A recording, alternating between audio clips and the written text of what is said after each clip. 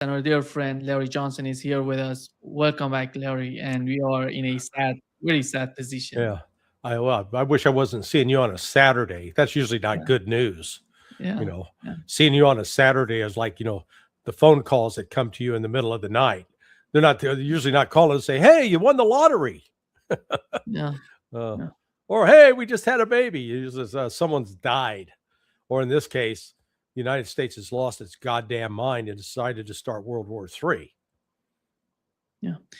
Larry, so far, I know that you're following the news coming out of Iran, coming out of the region. So far, it seems that the United States has started the attack with, the attack on the leadership of Iran, the president They of tried Iran, to. supreme leader of Yeah. Iran, and the attack is going on, and they're trying to attack the launchers, of the missiles, and we've seen the Iranian retaliation in the region and beyond the region going to Israel as well. What is your assessment on the current situation of the war? Israel and the United States have kicked over a hornet's nest, and they're susceptible to, anybody that can get stung by a hornet. They're susceptible to anaphylactic shock. In other words, the body's reaction to being stung can kill them. And I think that's exactly what the United States looking at Israel and the United States. The United States has a lot of initial power to hit on, can launch this massive strike. Yeah, okay, good. But they keep forgetting how big Iran is. It's not, you're not taking out a city block. It's an enormous country, 4 times the size of Iraq, which the United States, there we had every military advantage we failed to subdue. It took us more than a month to get our troops. So we started in March. It took us 2 months to get troops up to Baghdad. And then even once we secured it, remember George W. Bush with his mission accomplished. Then that started an internal insurgency. This is so misguided and foolishly planned. They assumed that there was such popular support for an overthrow of a regime that all they had to do was just kill a few more. Yeah. And you and I have talked about this before. That the reason the West believed that is the CIA, using a cutout through USAID and National Endowment for Democracy, was having a public opinion poll published through a group that was based in the Netherlands, GANAAM, GANAAM, and this other thing, Visifon, I think it was VPN, out of Canada. And so they'd conduct online surveys, and those surveys would say, "Oh yeah, 8 out of every 10 Iranians hate the Ayatollah. They want to get rid of the mullahs and overthrow the Islamic Republic." And so Donald Trump's told that. They believe it. The people around Donald Trump believe it. At the Department of War, Department of Defense, they believe it. And so once you get your mind wrapped around and you believe something, but it's false, but you still believe and you act on it. And so they really thought that they could kill the Ayatollah, kill Pezeshkian. Good God, why do you want to kill him? Some Iranians would argue he's been a tool of the West. This is the second time that the United States has used peace negotiations as a tool to fool, as a ruse to dupe the Iranian government and Iranian people. Going forward, if the United States wants to come do negotiations, 2 words for them. No, 3. Go fuck yourself. That should be Iran's response to the United States. The fuck off. You're going to talk with missiles now. And the only terms Iran will accept is full lifting of sanctions and the United States back the hell off, get its military bases away from Iran. Otherwise, keep the Gulf, keep the Straits of Hormuz shut off 25% of the world's oil, and keep destroying those military bases until Qatar and Arab Emirates and Kuwait and Saudi Arabia, kick them the hell out. U.S. has no business with military bases on Iran's borders. That should be Iran's position.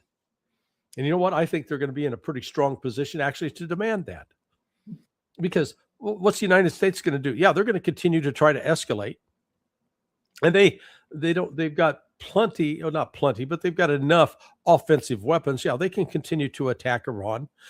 But the air defense systems that they have are going to run out of missiles. They don't have replacements for the Patriot. They don't have replacements for the THAAD. They got a limited supply of those. And Iran right now looks like it's shooting out decoy missiles. It's shooting out older missiles and drones. It's sucking up the air defense systems of both Israel and the United States. Those will be depleted. Then once they're depleted, Iran's got carte blanche. They'll blow the hell out of the air bases and Prince Sultan Air Base and Mawafaq al-Salti in Jordan. And they'll level Tel Aviv and Haifa and destroy the oil refineries there. So, Israel and the United States, they think they've got the military strength to defeat Iran or can inflict enough pain on Iran. They don't know what pain is. The Iranian people do. Iran went through, 300, 400,000 that died in that 10-year war that the United States helped inspire?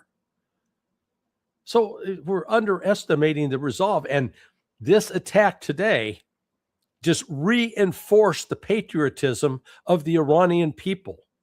Even some who didn't really like the Ayatollah are pro-Iran today. That's what these outside attacks do. They rally the people together. And that's where, I think Iran right now is being pretty smart. They're going after military targets. They're not trying to kill civilians. And we've already seen, how many 57 schoolgirls that were killed, murdered by, it's not clear if it was a U.S. missile or Israeli missile, but the blood of children. That's all we're good at in the West, killing children and the Zionists. So this is just the start. And I think Iran, I'm hoping Iran learned its lesson from last June, because they were convinced to make a deal with the United States to stop, one more round of attacks and it will stop.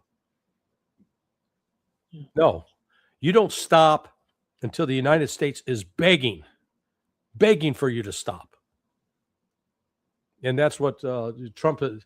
They're going to have to humiliate Trump, and they should, because this was avoidable. Once again, we're told on, that this is where Ray and I had our disagreement on Judge Napolitano's show, and I was hoping and praying Ray was right, but what I saw was Steve Witkoff and Jared Kushner go to negotiations, and they come out and said, "Yeah, we think we got some progress going." But I said, I want to wait and hear what Donald Trump says about the progress. And what Trump said the very next day was, nope, not good enough. So Iran had said what Donald Trump said they needed to say, but even when they said it, it wasn't good enough. So that told me that it didn't matter what technical talks were going to take place in Geneva. They were going to war. And sadly, I was proven correct. This is one, like I said, I will wish to God that I was wrong. But now that we're in it, it is up to Iran, with the support of Russia and China, to just beat the living hell out of the United States and out of Israel. Beat them to the point that they'll leave Iran alone. Larry, so far what we've seen is this lot of attacks on the military bases, on the U.S. bases in the Persian Gulf. Mostly they're focused on the Persian Gulf right now. They have sent some missiles to Israel and drones to Israel, but they're mostly focusing on the Persian Gulf. What is the strategy? Because IRGC, before coming up, said that the Strait of Hormuz is just closed and nobody can pass that. And what is the strategy? What is going on in the mind of Iranians, in your opinion? Well, cause attrition to U.S. air assets, or make it impossible, impose costs. right now, if they're able to base out of Prince Sultan Air Base and out of Mawafaq al-Salti in Jordan, and if I'm mispronouncing that, my apologies to whoever's listening. But if Iran can destroy those air bases, the U.S. has got to relocate somewhere. And when they have to relocate, that means they got to fly a larger distance. And they've got the problem of air refueling. So it becomes much more costly.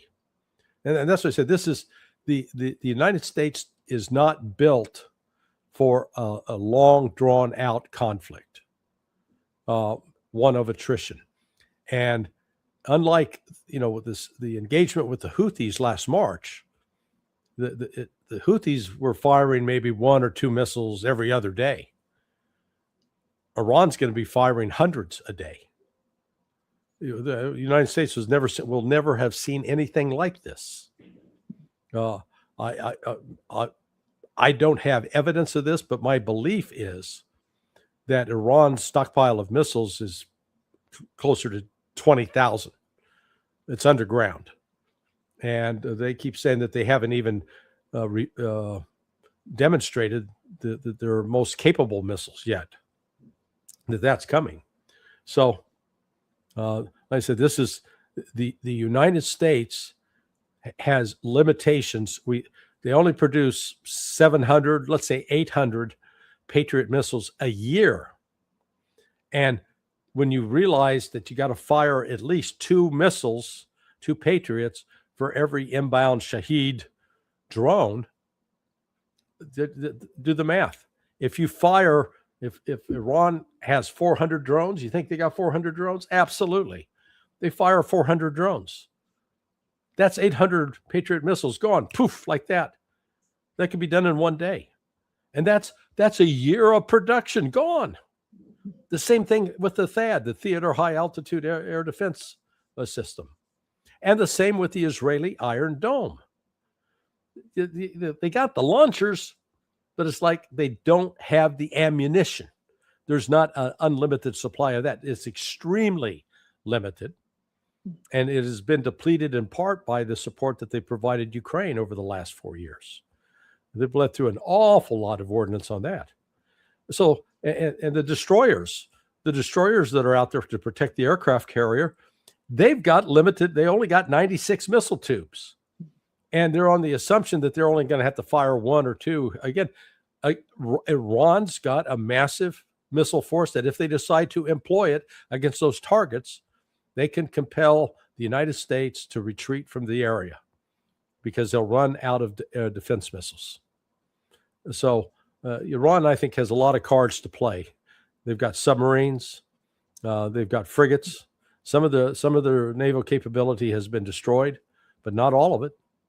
And they don't have to even have any ships in the Strait of Hormuz because they can fire anti-ship missiles from shore that can effectively close it. So the countries in Asia that are dependent on oil, China was stocking up beforehand. So China knew what was coming. But the other countries are going to scream bloody murder, and they're going to put pressure on the United States and Israel to put an end to this madness. Because Iran's attitude is, we were minding our own business. Those motherfuckers attacked us. And excuse my obscene language, but that's exactly how I feel about it. This was the same as Adolf Hitler telling his army to attack the Poles on September 1st, 1939. That didn't work out too well for him either over the long run. And I think what has happened here is that Donald Trump has done what George H.W. Bush did, lied to the American people. George H.W. Bush promised, read my lips, no new taxes. And then what did he do? He imposed new taxes. People remembered. They were furious. Now, Trump and the Republicans, they're going to take a more severe beating than they were potentially headed for. This Israel first nonsense has got to stop. Absolutely got to stop. Yeah. For 8 hours, we haven't heard from Donald Trump, but he had an interview with the talk with the Channel 12 in Israel. He said that I have many exit strategies, Yeah. many exit strategies from the war. I can choose to make it a long or I can make it short. We'll see. It seems that he's feeling somehow. The first video he published when the attack has happened was that people of Iran, we've just done our attack on Iran, and it's your time to come out. It's unbelievable, Yeah. and he's repeating those 33,000 people were killed and all of that nonsense that he's trying. And I'm not sure that he's knowing what he's doing. Yeah. Well, actually, I think one of his exit strategies is listening to him. Let's see if he does this. This war, the attacks will go on for 3 or 4 more days. And then he'll announce, look, we've done everything. We did this in the hopes, we understood that the Iranian people wanted to rise up and overthrow the brutal Islamic regime. And we gave them a chance.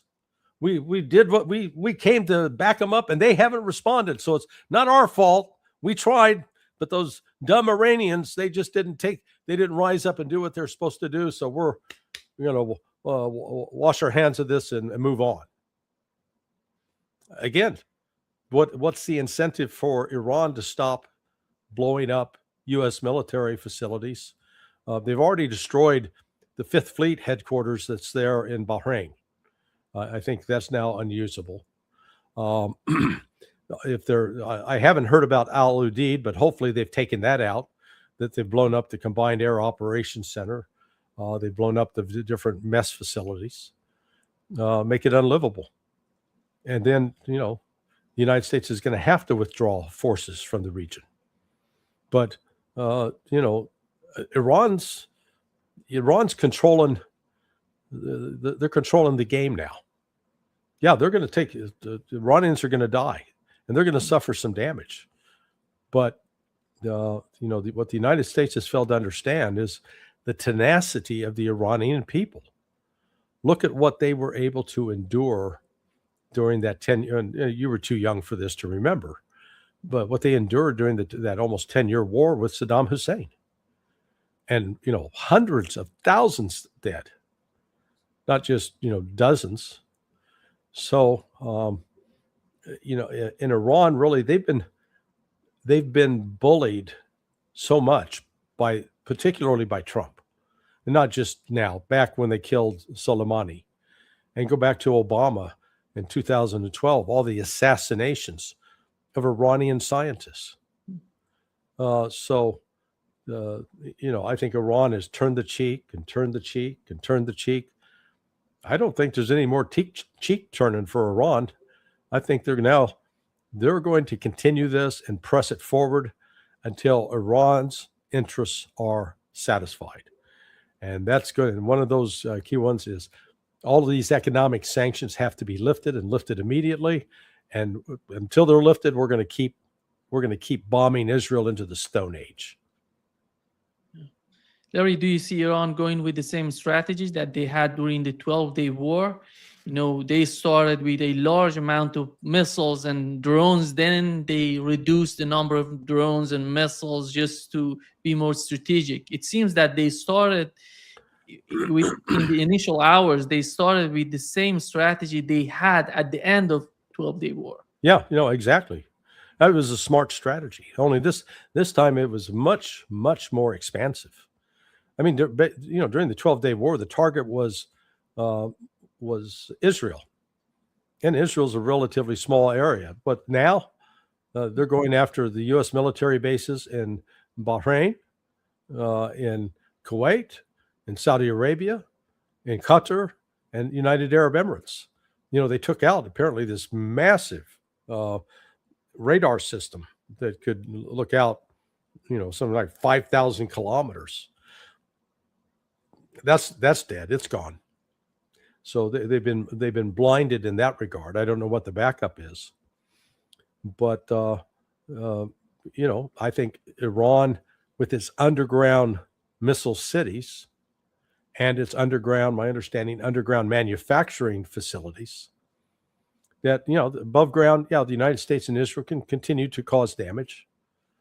And we'll see, again, I don't know how extensive the air defense system is, how effective, if Iran has developed effective countermeasures for the electronic warfare capabilities of the United States and Israel.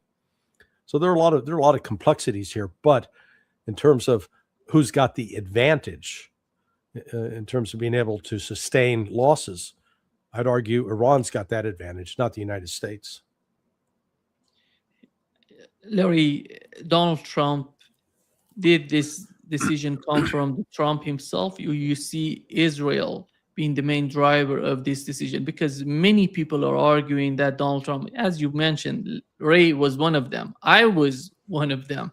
I thought that this war cannot happen because we thought that Donald Trump would be wiser than it is right now that what has happened. And how because talking to Iranians, they know that their strategy would be a long war with the United States. The United States cannot sustain that sort of war. Right. How Israel would work for the United States to support the United States for such a war, if Iran tries to make it a long war? Well, again, part of it revolves around the fact that the Israelis and the United States intelligence community, they've been lying to themselves. They'd convinced themselves, and we saw it in a recent article by Cy Hirsch, and I don't blame Cy for it, but he was being told by one source. I think if it wasn't Israeli, it was U.S. intelligence, but he's told by this one source that the Iranian ballistic missiles had been wiped out last January or last June. Well, what do you think now that source no longer should have any credibility with Cy? But I guarantee you, Cy wasn't the only one who was lulled into believing that.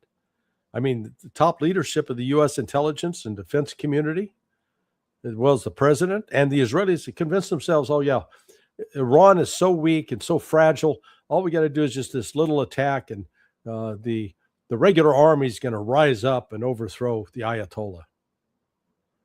Not going to happen. And so, what we're faced with is this is going to be a war of attrition, and the United States is not in a position to fight a war of attrition, nor is Israel.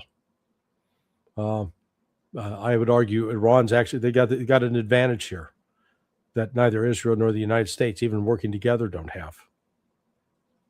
It seems that the United States is using fighter jets to intercept the drones over, Iraq. And how is that going to work in a long run? Because if you start, intercepting drones with fighter jet, so what would be the outcome of that for you? Yeah, but again, it's depletion of the armaments, and the more those planes have to go up in the air, they then require maintenance, and so then the whole logistics tale of keeping these planes maintained and able to function properly. So if I'm Iran, let's think back to the great Muhammad Ali. Ali's rope-a-dope strategy, where he would lay up against the ropes and cover himself, and the other people would punch themselves out. They punched at him so much they got tired, and then once they were tired, then Ali could finish them off. And I think there's an element of that strategy with Iran. We still don't know the full scope and extent of support that is provided by China and by Russia. But again, if I'm Russia, I'm looking at this, what has happened, and realized Steve Witkoff went and made promises to the guy. He's just lying. The guy is a professional liar. Well, I don't know if he's a liar or if he's just weak. Maybe he really believed that, but when he gets back to Washington, they say, "Oh, shut up. No, we're not going to do that." So he's got no power. His word doesn't mean anything. So it's like, why talk to him? If if he can't deliver on what he promises, why even waste 5 minutes talking to the guy? And that's why I say one of the outcomes of this is Russia's going to say, Witkoff will come, hey, Vladimir, I'd like to come visit. And Putin will go, Niet, I don't need to see you. You got nothing. You haven't delivered on a single promise you made to us. And then here you are breaking every promise to Iran. They were supposed, Iran wasn't telling the United States at the time, oh, go fuck yourselves. We're not going to, no. Hey, we'll find a way to negotiate. We don't want a nuke. You say you want us to say we don't want a nuke. Fine. We don't want a nuke. And so let's meet together and work out the details so that we can assure you that we're not going to get a nuke. And the United States instead, with Israel, has attacked Iran. And there are 57 dead girls, school children, murdered by the United States and Israel, murdered by them. This was an incidental. This is murder. And I'm outraged by it because those kids should be, they should be getting out of school and worrying about their homework instead of being killed while in school. It's an outrage, absolute outrage. The mainstream media, Larry, is obsessed with this question that where is the supreme leader of Iran? They're asking the foreign minister of Iran, they represent deputy foreign minister. They're asking if the supreme leader is alive. Yeah. I don't know where does this come from because they're so obsessed that they think that if they kill the supreme leader, that's going to be the end. Yeah, he's already They cannot understand this is not the end. Let's assume the worst case scenario. Let's assume that they killed the supreme. I would say nothing would change. Yeah. These people don't understand that.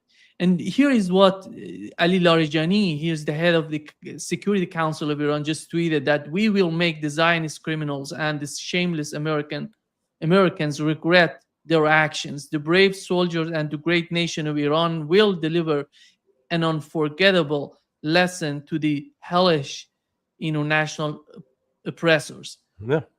He's the most powerful, he's in the most powerful position after the supreme leader of Iran, just tweeting. And they were asking about his, situation as well, because they said that they killed Ali Larijani as well, but he's alive and he's just tweeted.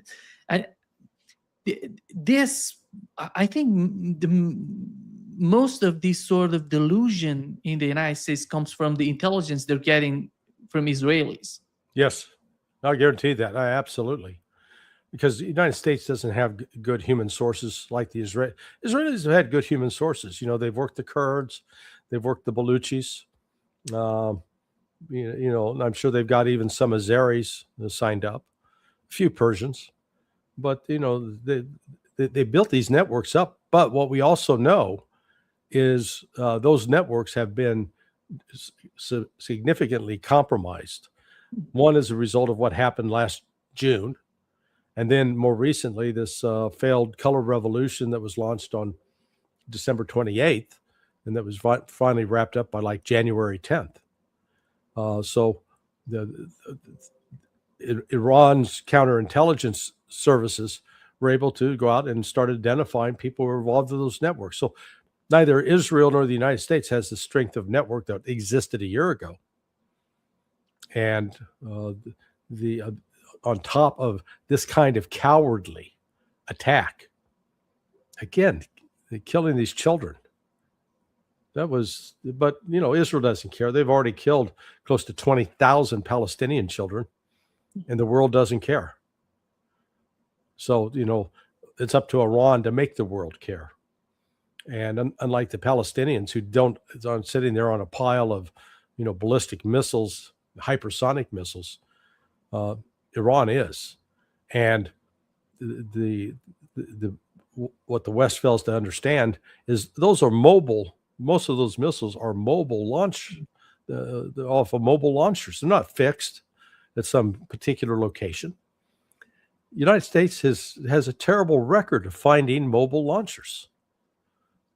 So Iran be driving around and the United States will think they've got it located, and then They tried to deliver a weapon at it. Really, the only way you can reliably destroy a mobile launcher is you have to have like a Predator drone, $35 million worth, flying overhead with a a missile that can fire direct down on that mobile launcher. Well, the U.S. tried that with the Houthis, and that didn't work out too well.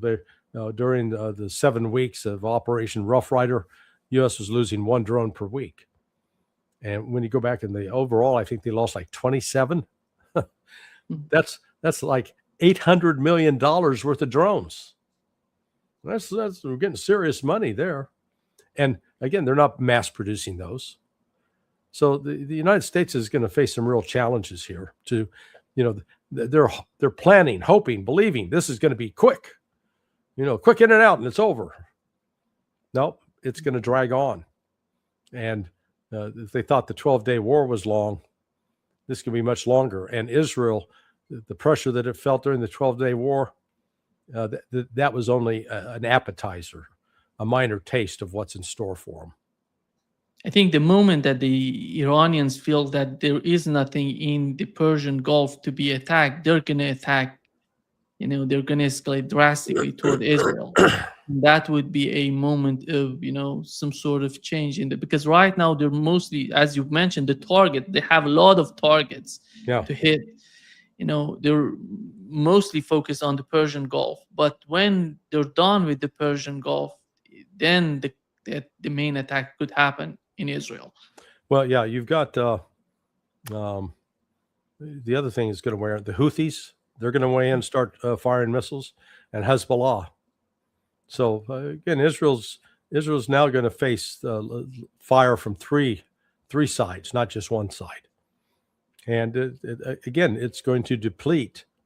That they may have enough air defense missiles today to cover, to maybe defeat 80% of what's coming in. But after 4 or 5 days, they could run out. And then they don't have any defense. And it's at that point that I think you'll see Iran really step up the destruction. Starmer said that the British Army would join, they're sending fighter jets. How much of change they can bring to the battlefield? Just one more target to be shot at. They're not, again, these fighter jets have limited range. So they'll fly maybe 600 miles. Okay, just get your map out and chart where from the border of the western border of Iran with Saudi Arabia or with Iraq, draw out 600 miles, and then figure that in that distance, you've got to be able to fly in an air refueler to refuel those jets, so that if you want them to fly into Iran and do what? Drop a bomb. Well, some of the most obvious targets are already neutralized or destroyed. But Iran has also moved a significant amount of its capability underground. So this is, the Brits are foolishly inserting themselves into this, and we will see over time the attrition of the United States. It will become apparent that it will be financially too costly for the United States to sustain operations. Larry, let's assume Iran hits one of these, aircraft carriers. What would be the outcome of that? Be a lot of dead sailors, and that will, it will create pressure on Trump to try to escalate. But then, escalate how? We can't send soldiers. That takes 6 to 8 months to get a force and to invade Iran. It'll be just a logistic nightmare, and all of that's assuming that Iran's just going to sit passively watching. Not going to be the case.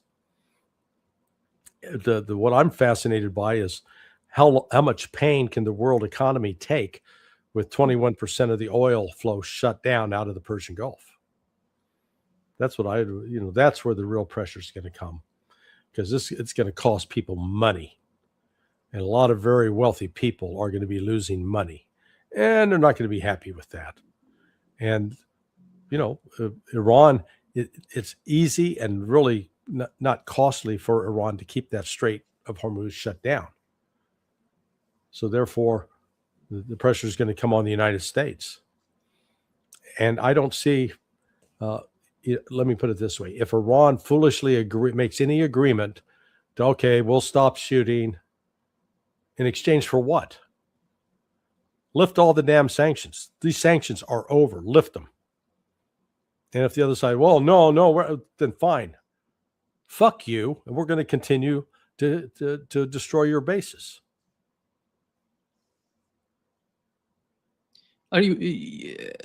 Larry, what is the importance of Bahrain so far? What we've seen, a lot of attacks on Bahrain, a lot of missiles, drones getting there and attacking Bahrain. What is the importance of Bahrain, and how do you compare Bahrain, for example, to Qatar or other countries or UAE? Well, Bahrain is important from the standpoint of the Fifth Fleet. The U.S. Navy, its base was there. So, like when the destroyers, they have these vertical launch systems, these cells in the decks of their ships, and so when they fire those off, they have to be reloaded at a port. So the port in Bahrain was an important place where they'd go and be able to refit, do maintenance on ships, because really the only other naval base, let's say in the area that's somewhat close, is down at Diego Garcia. So Bahrain is a critical base for sustaining U.S. military operations, naval operations, because at some point in the next week, the destroyers are going to run out of air defense missiles, and they're going to have to go refit. And as soon as they refit, the aircraft carrier is going to go with them, because that's their protection. That's what I mean. The United States has got a short staying power. Larry, the main targets in Iran are these launchers that you've just mentioned. What would the United States do to attack, to destroy these launchers? It's going to be drones and fighter jets. And you've mentioned that these launchers are mobile and they can go around. And do you think that they have to have for the fighter jet? It's not it's not a cartoon. It's not a movie that going and finding, looking around to find the launcher. They have to know the exact location of that launcher to hit it. Is that the case? Yeah. I mean, that's why the U.S. has been, they were ineffective in doing that to the Houthis. And the Houthis didn't have thousands of mobile launchers. They may have had, a dozen, 2 dozen. Iran's got a lot more, and Iran has a big country that it can drive around in and hide them. So they are not easy to find. And again, let's say you do find one. Well, if it's mobile and moving, how do the only way in the past they could keep track of it was to have a drone flying overhead, keeping track. Well, those drones get shot down. And once you lose those eyes in the sky, you're back to guessing. So that's what we're looking at here, that the ability of the United States to sustain operations and watch and locate and destroy the drones and missiles, it's very limited. I would wonder what Donald Trump would say about the outcome of the attacks so far. Well, there are some reports that he's quite frustrated. That I think he was sold a bill of goods that if we hit Iran like this, it would cause the regime to collapse. It ain't collapsing, and it is punching back hard and causing we still don't have a good casualty count on the part of how many U.S. soldiers, sailors, Marines have been killed. I would venture to say some have, but we don't get those numbers yet, and they're going to try to hide them. But as the body count starts piling up, and that would happen, particularly if they hit a carrier. If Iran can sink a carrier, you could see upwards of, they got a crew of about 5,000 on board. let's say half of them drown. Oh my God. That'd be the biggest loss of life in combat with respect to the Navy that the United States has experienced in over 80 years. I mean, the last one was in World War II, and probably in the Pacific in fighting the Japanese, and the Japanese used a kamikaze plane. So this is, that could be quite significant. The thing that's going to happen is this is really going to destroy, I think it'll destroy Donald Trump politically, just as it did to George H.W. Bush, who said no new taxes and then raised taxes. Trump promised no more wars. And what has he done? He started a new war. Because he somehow feels that he's in charge, he can control everything. Yeah. And as he said, I can decide it's a long war or it's a short war. It's my decision. But I don't see that happening. I don't see that would be totally in the hand of Donald Trump to decide about it. Yeah, no, the events are moving now outside of his control. He does not have control. I'm just checking. So, right now, it's going to be 11. So it's like 11:20 in Iran. So it's nighttime, and you're going to see more night operations, both by Iran and by the U.S. and Israel. And Iran, Iran's got the advantage. One of the advantages of moving those mobile missile launchers under the cover of darkness. It's one thing to pull them out in broad daylight. It's another thing to try to see what they're doing at night. There you've mentioned aircraft carriers. How about the destroyers? It seems that the destroyers should be closer to the Iranian shore, that to the Iranian coastline. That could be a major problem for them because they're closer to Iran and they can be hit. Yeah, I'm not real conversant on Iran's anti-ship missile capability. I know that they have it. I'm not quite sure what the optimal range is.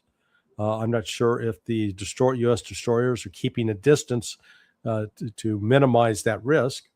But again, they've launched cruise missiles, Tomahawks, and for those to travel, they have 1,000-mile range. So the destroyers would have to get in close enough to shore that, say, 100 miles off, the missile could still go 900 miles and make its way into the interior of Iran and go after some of the other targets.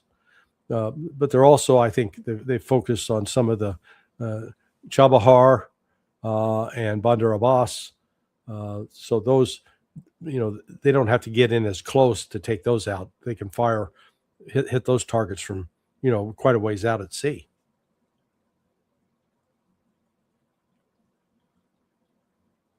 Let's see what would happen, Larry. And we are following the news and to see, the situation is somehow so, it's changing up and down and going up and down. Let's see what would happen. Thank you. We'll have something to talk about on Monday, I'm sure. Yeah, exactly. So stay well, and I pray that your family in Iran is safe. Yeah, thank you. All right, my friend. Take care. See you soon. Bye-bye. Bye.